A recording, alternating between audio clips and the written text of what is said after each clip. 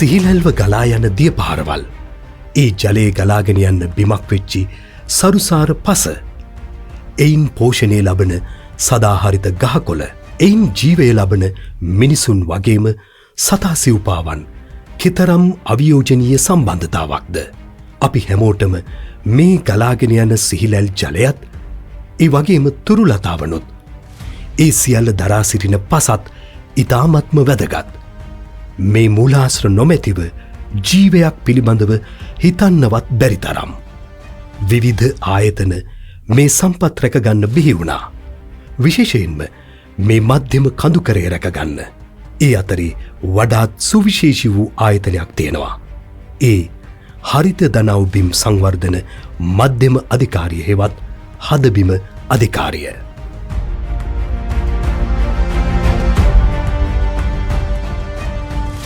හදබිම හරිත දනව්බිම් සංවර්ධන මධ්‍යම අධිකාරී. මොකද්ද මේ හදබිම කියලා කියන්නේ? මධ්‍ය කඳුකරේ වැවිලි ආර්ථිකය වැවිලි භෝග නිසා මධ්‍ය කඳුකරේ ඇතිවෙච්චි නිකුත් සමාජීය ආර්ථික සහ නිකුත් සංස්කෘතික වගේ බලපෑම් නිසා මධ්‍ය කඳුකරේ ආර්ථිකයට ලොකු බලපෑමක් සිද්ධ වුණා. 1948 නිදහස ලැබුණෙන් පස්සේ මේ පිළිබඳව අධ්‍යයනය කරනවා. ලෝක ආහාර සංවිධානය සහ ශ්‍රී ලංකාවේ විශ්වවිද්‍යාල කීපයක් එකතු වෙලා කරන අධ්‍යයනයකින් එළි වෙනවා මධ්‍ය කඳුකරයේ විශේෂයෙන්ම පාංශු කායනය නිසා පස්සේ සාරවත්භාවය නැති වෙන හින්දා තමයි ගොඩක් වෙලාවට මේ ප්‍රදේශවල මිනිස්සුන්ගේ දරිද්‍රතාවය ඇති වෙන්නේ කියලා. ඉතින් මේකට විසඳුමක් විදිහට 1972 පාර්ලිමේන්තුවේ සම්මත වෙච්ච පනතක් තියෙනවා කෘෂිකාර්මික සංස්ථා පනත කියලා. ඒ පනත යටතේ 1978 දී මේ හදබිම අධිකාරිය එවකට නැට්සා කියලා කියන එහෙම නැත්නම් ජාතික කෘෂිකාර්මික විවිධාංගීකරණ ජනපද අධිකාරිය මධ්‍යම ජනපද අධිකාරිය කියන ආයතනය බිහි වෙනවා. ඒක තමයි මේ අද වර්තමානයේ හදබිම අධිකාරිය කියලා හඳුන්වන්නේ. ඉතින් මේ ආයතනයේ ප්‍රධානම කාර්යභාරය තමයි මේ මධ්‍ය කඳුකර ප්‍රදේශයේ පාංශු කාදනයේ වළක්වන ක්‍රියාමාර්ග ගැනීම සහ මධ්‍ය කඳුකරෙන් තමයි ලංකාවේ ගංගා 103 ආරම්භ වෙලා මුහුදට ගලාගෙන යන්නේ. එතකොට මේ ගංගා ද්‍රෝණි ආසිතව ඒ ගංගා ද්‍රෝණි ආරක්ෂා කිරීම සහ ජල මූල සංරක්ෂණය ඒත් එක්කම මේ ප්‍රදේශයේ ජීවත් වෙන ජනතාවගේ ජීවනෝපාය නංවාලීමට කරන නොයෙකුත් ක්‍රියාපතින් ඇතුළත් වෙනවා මේ ආයතනය කරන කාර්යභාරයට. ජල මූලාශ්‍ර ආරක්ෂා කිරීම, පාංශු කාදනයේ වළක්වාලීම වගේම ප්‍රදේශවාසීන්ගේ ජීවනෝපාය නංවාලීම සංවර්ධනය උදෙසාද හදබිම කටයුතු කරනවා. හදබිම හදවතට කියන කතාව මෙතැන් සිට. අපි හැමෝටම මතක මාවනැල්ල සාමසර කන්ද. ඒ කන්ද පාමුල ජීවත් වෙන අහිංසක මිනිසුන් පසුගිය දිට්වා සුලිකුණාටුවෙනුත් බැටකෑවා. විවිධ ආයතන ඒ වෙනුවෙන් හඬ නැගුවත් ඒ සඳහා ඉදිරිපත් වුණේ ශ්‍රී ලංකා හදබිම අධිකාරියයි. දෙබත්ගම පල්ලිබාගේ ප්‍රදේශවාසීන් ඔවුන් මේ විදියට හඬ අවදි කළා. 2016 දී සාමසර කන්ද නායෑමට ලක් වෙලා දැඩි පාරිසරික බලපෑමක් සිදු වුණා. මොකද විශේෂයෙන් මේ පැත්තේ ඉන්නේ ආර්ථික භෝග වගාවෙන් සහ කෘෂිකර්මයෙන් ජීවිකාව සාරි කරගන්න පිරිසක්.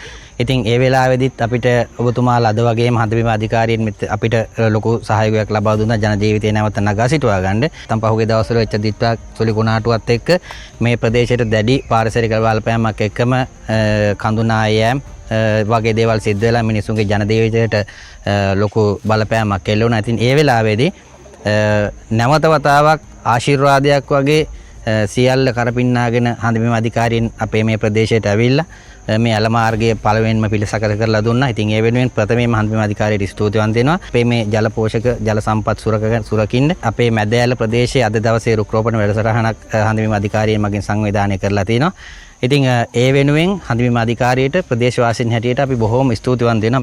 ජල පෝෂක පෙදෙස් ආරක්ෂා කරන්න අවශ්‍ය පැල රෝපණ ව්‍යාපෘති පමණක් නොව ප්‍රදේශයේ ජීවත් වන වැසියන්ට ජන ජීවිතයට අවශ්‍ය ආර්ථික භෝග බෙදා දෙන්නත් නොපසුබටව හදබිම අධිකාරිය කටයුතු සම්පාදනය කළා. 2025 වර්ෂයේ සිදු කළ ඉතා සාර්ථක ව්‍යාපෘතියක ඵලදරන මොහොත. හදබිම අධිකාරිය වඩා විශේෂිත වුණු ගම්මාන ගම් තෝරාගෙන ඒවා සංරක්ෂණය කරන. ඒ සංරක්ෂණය කරන්න තවත් විශේෂිත කාරණයක් තමයි විශේෂයෙන්ම මේ තියෙන ජල සම්පත් වගේ දේවල් ආරක්ෂා කරගන්න. එතකොට අපි මේ උඩුනුවර ප්‍රාදේශීය ලේකම් කොට්ටාසේ කූරදිනිය කියන ගම. ඒ කූරදිනිය ගමේ සංරක්ෂණය කරපු හදබිමාධිකාරයේ ඉතාම ප්‍රයෝජනවත් වෙන ව්‍යාපෘතියක් තමයි මේ දකින ව්‍යාපෘතිය පිහිල්ල. ඉස්සර කොහොමද තිබුණේ? ඉස්සරත් මෙතන මේ වගේ తాවකාලිකව පිහිල්ලක් හදාගෙන තිබුණා. ඒ පිහිල්ල කාලයකදී නැති වෙලා ගියා. ඔව්. ඊට පස්සේ නැවත ඒවා වල් බිහි වෙලා විනාශයටපත් වුණා. ඊට පස්සේ නැවත වතාවක් මේ හදමාධිකාරිය හරහා මේ ආරම්භ කරපු මේ හරිත ගම්මාන වැඩසටහන යටතේ අපිට මූලික අරමුණක් වුණා මේ ජල මූලාශ්‍රයක අවශ්‍යතාවය තියෙනවා. ජල මූලාශ්‍රයෙන් මේ වගේ ජල ධාරාවක් අපත යනවා. ඒ ජල ධාරාවෙන් ප්‍රයෝජනයක් ලබා ගන්න ඕනේ කියලා. ඒක කුඹුරු යායට නම් අනිවාර්යයෙන් ලැබෙනවා. ඒක වෙනමයි. මිනිසුන්ට මේ කාලේ නියං කාලේ එනවා නොයෙක් විදිහේ කාලවකවානුවන් තුලදී මේ ජල මූලාශ්‍රයේ තියෙන වටයාකම හා වැදගත්කම මෙතෙන්දී අපි දකිනවා මේ පිහිල්ල මාර්ගය. මොකද මිනිසුන්ට කොයිතරම් දුරට නාන්න පහසුකම් තියෙනවද? මිනිසුන්ගේ ජල අවශ්‍යතාවය සම්පූර්ණයෙන්ම මෙතන විසඳිලා තියෙනවා. නියං කාලේදීත් වතුර එනවා මේ විදිහට. මේ විදිහටම මේ ජල ධාරාව එනවා. නියං කාලයටත් මේ වතුර පාර මේ විදිහට එනවා. එන නිසා අපිට මේක ඊටාම වටිනා මේ ප්‍රධාන පෙළේ අවස්ථාවක් විදිහට මේ වෙලාවේ අපිට මේ ශ්‍රී ලංකා හදමාධිකාරියට අපි ගෞරවණීය ස්තුතිය ප්‍රකාශ කරන්නට ඕන මේ වගේ වැඩපිළිවෙලක් අපේ ගම්මානයට ලබා දීමට සම්පූර්ණ පූර්ණ දායකත්වය ලබා දීමට. මානව අවශ්‍යතාවන් තුළ ජලයට ලැබෙන්නේ ප්‍රධානතම ස්ථානයක්. ඒ වටිනා ජල සම්පත රැකගන්න ඉන් ප්‍රයෝජනය ලබා දෙන්න තම අධිකාරියේ ඉටුකම කළ තවත් වැදගත් ස්ථානයක්. ගම්පොල ගඟ ඉහළ කෝරළේ ලක්ෂයවත්ත පිහිටි ස්ථානයේදි කළ එවැනිම තවත් ව්‍යාපෘතියක්. නාවලපිටිය ටිල්ටන් වතුයායටත් එම ප්‍රජාසත්කාරයේ ඉටු කරන්න ඇති හැකියාව තිබුණේ හදබිමට පමණයි. හදබිම හදවතට දැනුනේ දිට්වා සුලිකුණාටුවෙන් ඇති වූ ව්‍යසනකාරී තත්ත්වය පාලනය කරන්න හැකිවුණු නිසාමයි. මේක සංරක්ෂණය කරලා නොතිබුණා නම් මේ ගමේ අත්දැකීම් ඇති ජනතාව අපිට කියන්නේ කුණාටුව වෙලාවේදී අර ඔබ දකින්න තියෙනකොට උලපනේ පාර නායකයින් තියෙනවා. මං හිතන්නේ ලංකාවේ නාය වලින් විශාලම එකක් ඒ කුණාටුව වෙලාවේ ඇති වුණ අපදා තත්ත්වෙදී ඒ වගේ විශාල වශයෙන්ම අවදානමට ලක්විය හැකි ස්ථානයක් මේකත්. මොකද ඒ ස්ථානයටත් වතුර එන්නේ කටුගෙතුව රක්ෂිතයේ උඩ ඉඳලා කියලා තමයි කියන්නේ. මේ වගේ ස්ථානයක මෙහෙම සංරක්ෂණය කරලා තිබුණයි. ඒ උඩ ඉඳලා ආපු කොට ගල් මේ ස්ථානයේ රැඳිලා මේ පහළ නිවාස ගණනාවක් මේ ජනපදයේම ආරක්ෂා වුණා කියලා තමයි මේ ගමේ ජනතාව ස්තුතිපූර්වකව හදබිම අධිකාරියට තුති පුදන්නේ. මිනිසාට අවශ්‍ය ප්‍රධාන සාධක අතරින් කිරිගවයින් පාලනය, ඊට අවශ්‍ය නිරෝගී ගව පැටවුන්, කුකුලන්, තාරාවන්, වටකුරුල්ලන් ආදී සත්වයින්ද හදබිමට අයත් පල්ලෙ කැලේ පිහිටි සමෝදානික ගොවිපලේ ක්‍රියාත්මකයි. ඒ වගේම එළවලු පළතුරු මෙන්ම පරිසරයට ජීවේ දෙන මීමැසි පාලනයද ඉතා සාර්ථකව ක්‍රියාත්මක වෙනවා. ඒ වගේම තමයි වාණිජ මට්ටමින් අවශ්‍ය කරන බිත්තර නිෂ්පාදනය මේ කටයුත්ත තුළ සිදු කරන. විශේෂයෙන්ම අර මාරවිල ප්‍රභේදය මේ ස්ථානයට ඒ දවසේ පැටවුන් ගෙනල්ලා ඊට පස්සේ ඕන්න ඇති දැඩි කරවෙලා බිත්තර නිෂ්පාදන කටයුත්ත ප්‍රධාන වශයෙන්ම සිදු වෙනවා. ඊට අමතරව අර සමෝදානික ගොවිපලක් හැටියට මෙය දැක බලා ගන්නට ඉඩකඩ සලසද්දී ඒ සඳහා අවශ්‍ය කරන කිරිගවයින්, ඒ වගේම එළුවන්, ඒ වගේ සත්ව කොට්ටාශයන් මේ සත්ව ගොවිපල, ඒ වගේම මේ ගොවිපල තුළ දකින්නට පිළිවන්. ජනජීවිතය නංවාලන්න ගෙවිලියන්ට ශක්තියක් වුණේ හදබිම.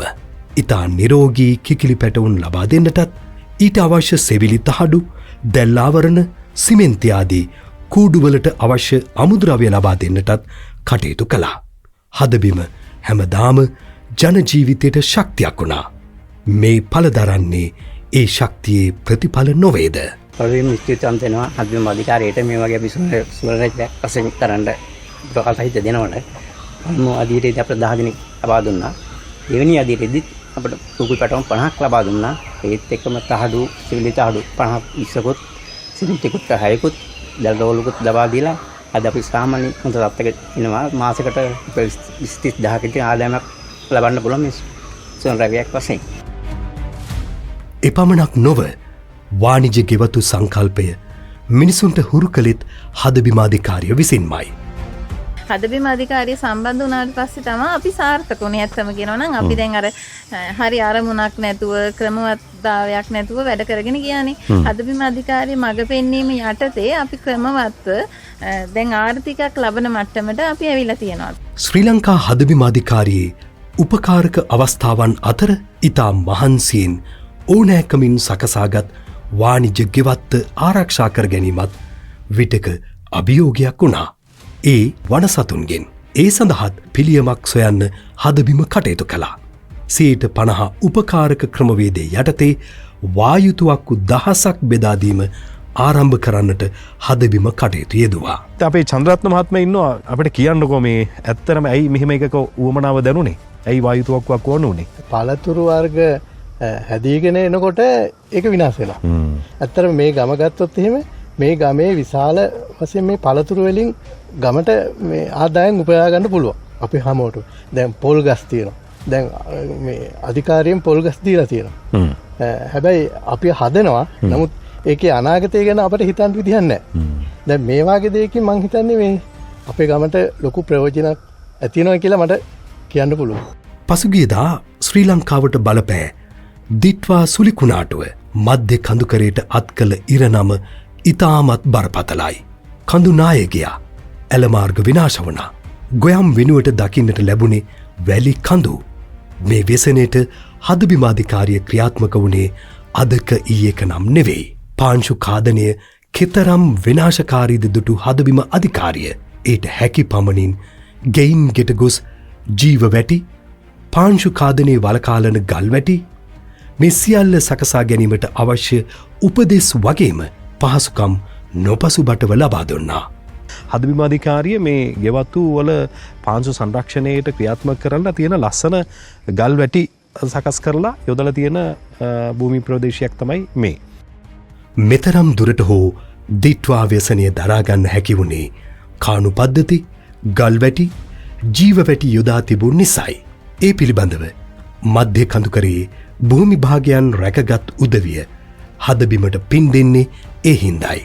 පසුගිය දශකය 2015 ඉඳලා 2025 දක්වා කාල සීමාව තුළදී මේ විෂයන් ප්‍රමුඛව අත්කරගත්තු ප්‍රගතිය කොහොමද කියලා අපට පැහැදිලි කරන්නේ ශ්‍රී ලංකා හදබිමාධිකාරිය සහකාර අධ්‍යක්ෂ කෘෂිකර්ම උපුල් ජයතිලක මහත්මයා. පසුගිය අවුරුදු 10 දිහා ආපහු හැරලා බැලුවොත් ශ්‍රී ලංකා හදබිමාධිකාරිය ගොවි ජනතාව සතු ගොවි බිම් හෙක්ටයාර් 16000කට ආසන්න ප්‍රමාණයක්. එනම් අක්කර විදිහට ගත්තොත් අක්කර 40000කට වැඩි ප්‍රමාණයක පාංශු කාදනය අවම කරලා ඒ ගොවිබිමේ නිෂ්පාදකතාවය ඉහළ නංවන්නට මැදිහත් වෙලා තිබෙනවා. ඒ යටතේ ගොවීන්ට අවශ්‍ය වෙන තාක්ෂණික පුහුණුව වගේම ඒ සඳහා අවශ්‍ය වෙන දිරිගැන්වීම සඳහා භාණ්ඩාගාර ප්‍රතිපාදන යොදාගෙන අපි ගොවීන්ට ආධාර මුදලකුත් ගෙවලා තිබෙනවා.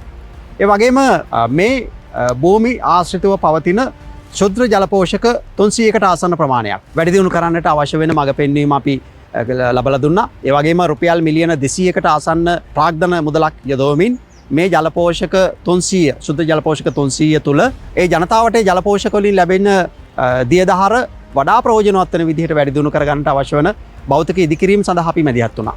ඒ වගේම ජලකාමී පැල ලක්ෂයකට වැඩි ප්‍රමාණයක් මේ අවුරුදු 10 ඇතුළත ඒ සුද්ධ ජලපෝෂක 300 ආශ්‍රිතව අපි සිටවලා තිබෙනවා.